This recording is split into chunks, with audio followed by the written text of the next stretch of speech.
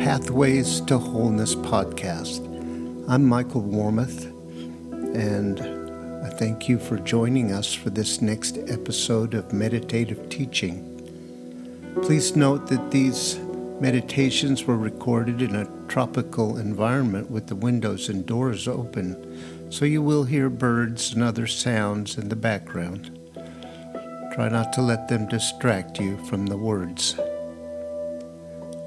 Okay, let's just settle in, relax, maybe take a few breaths and just listen to the music before the teaching starts.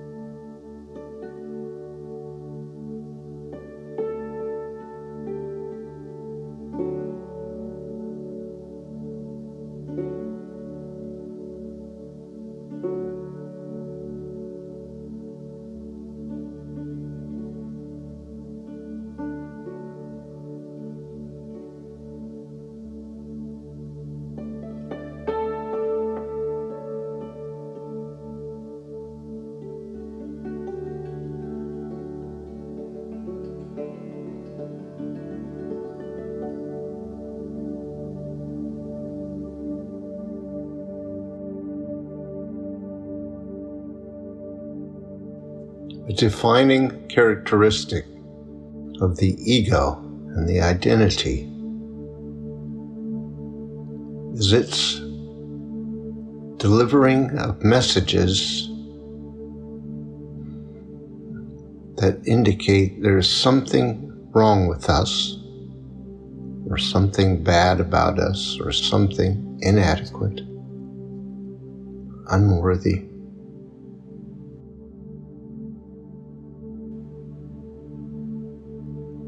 These messages, these ideas and thoughts have no relation to truth.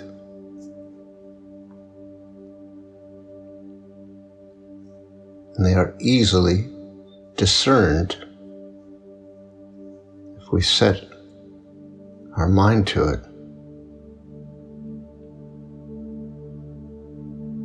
These messages have been built up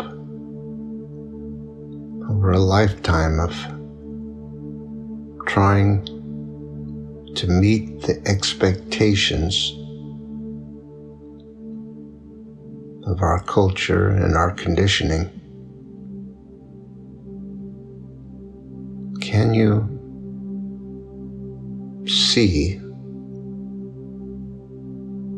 the presence of those messages and how they affect you? Can you discern the difference between the truth and those messages from the ego?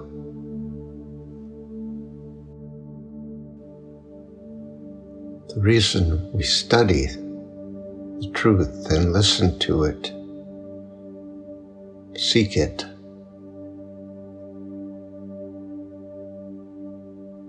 is to learn to be able to discern what is the ego and what is truth, thereby distancing ourselves from the ego and the identity and allowing ourselves to hold a different vision of who we are and what we are. For we must reject the ego messages. We must become conscious of how we have not rejected them, how they have defined our life, our experiences. And so we seek knowledge of the truth so that we may make ourselves available to the experience of it. To make ourselves available, we have to lay down the ego and the identity. We have to recognize they are not the truth, they are not real, that there is a deeper and bigger truth, always true, right now.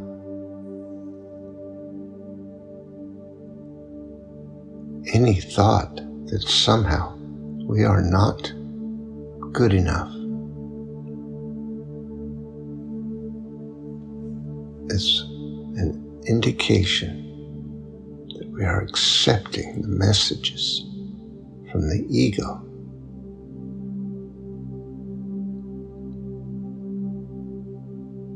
And when the ego hears this message, the message about truth and our choices, it decides that we must be bad because we're making the wrong choices.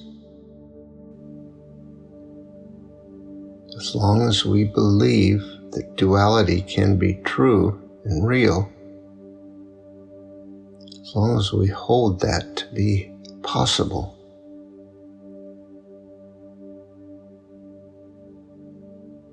it is very difficult to get out of that cycle.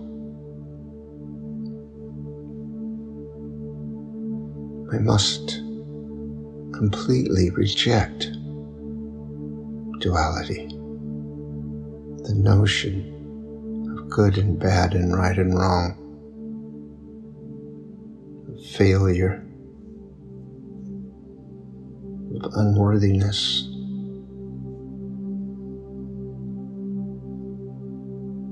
There is no such thing.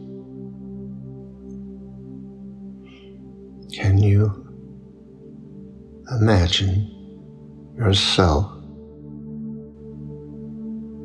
letting go of all faith and trust in duality, in control and in resistance? If not, ask yourself,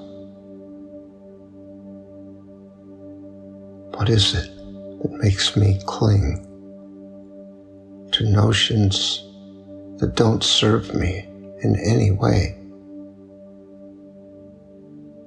We know what the answer is. No, it is the fear of letting go, the fear of losing control, which arises out of a lack of faith and trust in the truth. Then we can ask ourselves why we refuse to accept the truth. Why are we constantly denying it?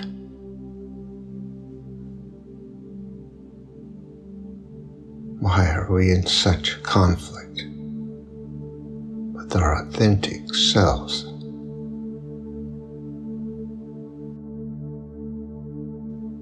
We must remember these are not matters for judgment. These are not signs of failure or unworthiness.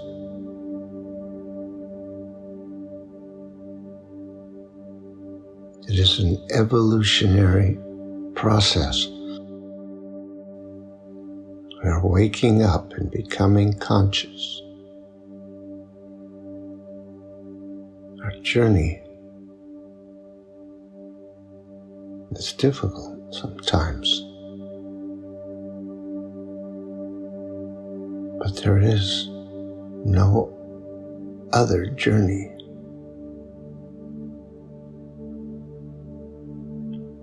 And so, we always have a choice. We are always choosing. What are you choosing right now?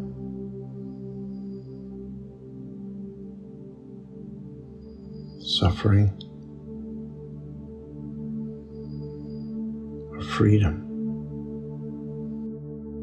Pain or peace? We are completely capable of experiencing all that life has to offer with peace and freedom. In the realm of truth, there is no bad or wrong. No such thing exists. There is only what is, and the knowledge that it is perfect.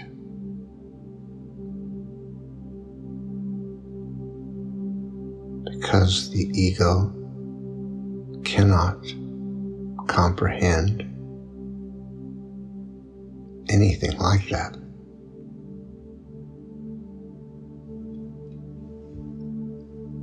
We suffer.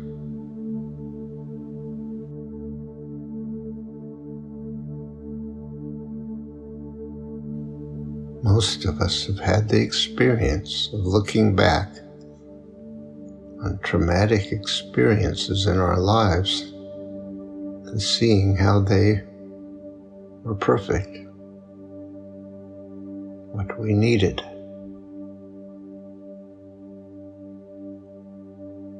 When we're in the process of another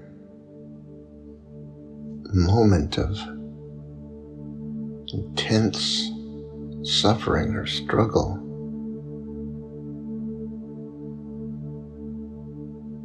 if we could know that it is perfect, if we could allow ourselves to know that,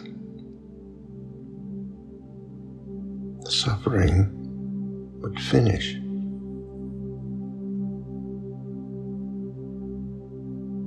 Because most of our suffering, or all of it, comes from the idea that what has happened or what is happening shouldn't be happening, or shouldn't have happened, or might not have happened, or could have been prevented.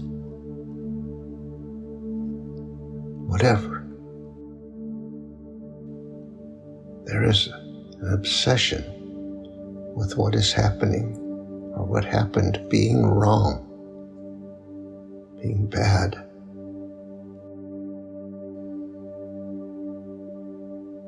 That is not the view of truth.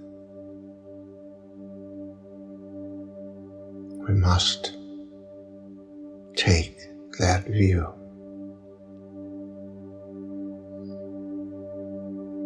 We want to end our suffering. And so let us decide In this moment, we are willing to reject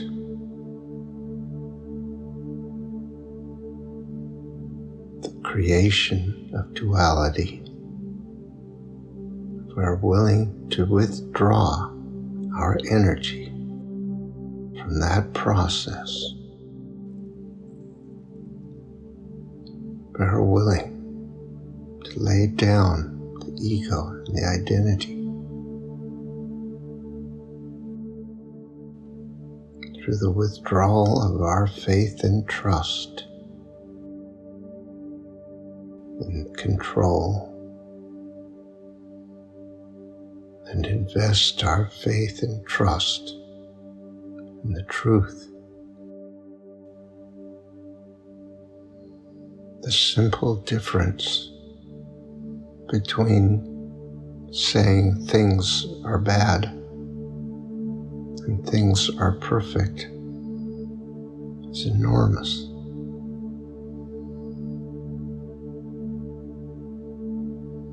If we can honestly say, I am not necessarily able to completely experience the perfection of this moment, but I know it is there. We're on the road to salvation.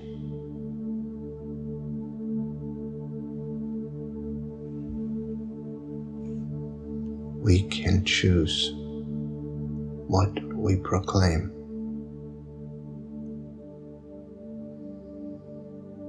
We don't have to be enlightened or transcendent masters to acknowledge the truth is real.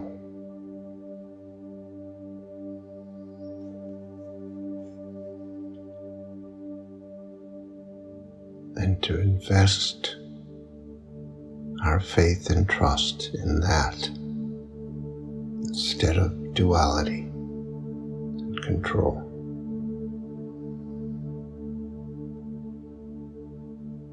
We should be able to see by now that that has not worked.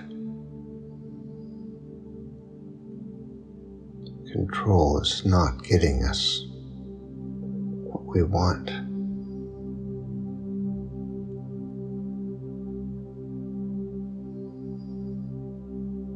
There is a powerful, intelligent, loving presence within us.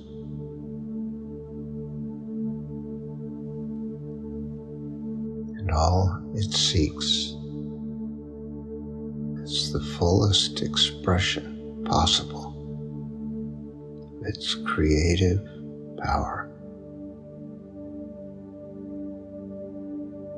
which is love.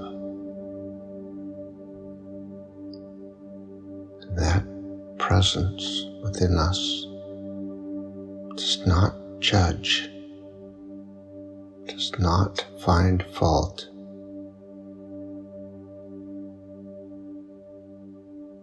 does not expect anything. It is unconditionally accepting and allowing who and what we are,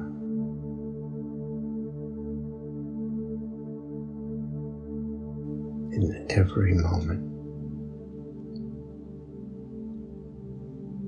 You have to choose in this moment if you truly want an end to your suffering and struggle. It is your choice.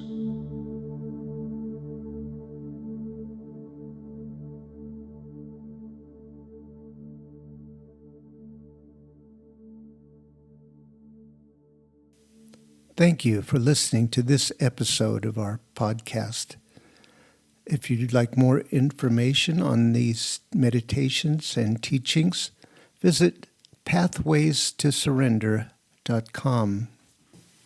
You might be interested in our other podcast, Pathways to Surrender.